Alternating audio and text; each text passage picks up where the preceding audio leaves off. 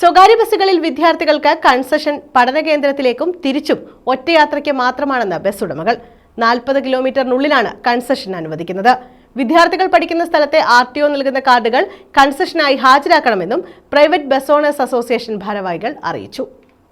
സ്വകാര്യ ബസ്സുകളിൽ വിദ്യാർത്ഥികൾക്ക് കൺസെഷൻ പഠന കേന്ദ്രത്തിലേക്കും തിരിച്ചും ഒറ്റയാത്രയ്ക്ക് മാത്രമെന്ന് ബസ് ഉടമകൾ. ജില്ലയിൽ സ്വകാര്യ ബസ്സുകളിൽ വിദ്യാർത്ഥികൾക്ക് ഇനി കൺസെഷൻ അനുവദിക്കുക 40 കിലോമീറ്ററിനുള്ളിൽ പഠന കേന്ദ്രത്തിലേക്കും തിരിച്ചും ഒറ്റയാത്രയ്ക്ക് മാത്രമായിരിക്കുമെന്ന് പ്രൈവറ്റ് ബസ് ഓണേഴ്സ് അസോസിയേഷൻ അറിയിച്ചു.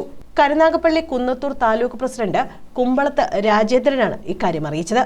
പ്രായം 27 വയസ്സ് വരെയാണ്.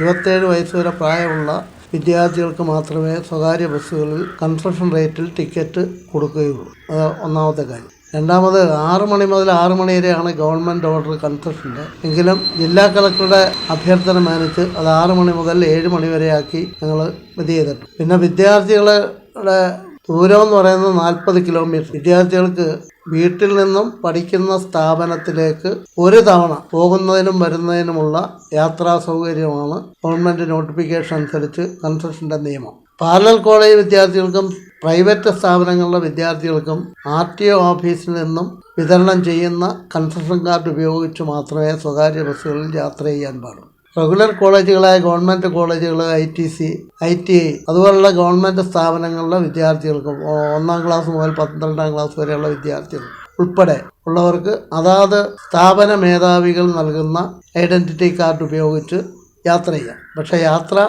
ഒരു യാത്രയാണ്. അത് വീട്ടിൽ നിന്നും പഠിക്കുന്ന സ്ഥാപനത്തിൽ പോകുന്നതിന് മാത്രം. ഇടയ്ക്കിറങ്ങി ട്യൂഷന് പോകുന്നതിനോ മറ്റു കാര്യങ്ങൾക്ക് പോകുന്നതിനോ ഒന്നും വിദ്യാർത്ഥികൾക്ക് സ്വകാര്യ ബസ്സുകൾ കൺസെഷൻ അനുവദിക്കുന്നതല്ല. വിദ്യാർത്ഥികൾ പഠനത്തിന്റെ പേരിൽ കൺസെഷൻ നിരക്കിൽ മറ്റു യാത്രകൾ ചെയ്യുന്നത് അംഗീകരിക്കില്ലെന്നും അദ്ദേഹം പറഞ്ഞു. പ്രൊഫഷണൽ കോളേജുകൾ ഉൾപ്പെടെയുള്ള മറ്റു വിദ്യാഭ്യാസ സ്ഥാപനങ്ങളിൽ പഠിക്കുന്ന വിദ്യാർത്ഥികൾ അതാത് സ്ഥലത്തെ RTO നൽകുന്ന കാർഡുകൾ കൺസെഷനായി ഹാജരാക്കണമെന്നും അദ്ദേഹം കൂട്ടിച്ചേർത്തു. കേരള സംസ്ഥാനത്ത് 34,000 സ്വകാര്യ ബസ്സുകൾ ഉണ്ടായിരുന്ന സ്ഥാനത്ത് അതിപ്പോൾ 7,000 ബസ്സുകളായിട്ട് ചുരുങ്ങിയിട്ടുണ്ട്. സ്വകാര്യ ബസ്സുകൾ ഇല്ലാതായാൽ അതിൻ്റെ നഷ്ടം തീർച്ചയായിട്ടും സംഭവിക്കുന്നത് വിദ്യാർത്ഥികൾക്കാണ്.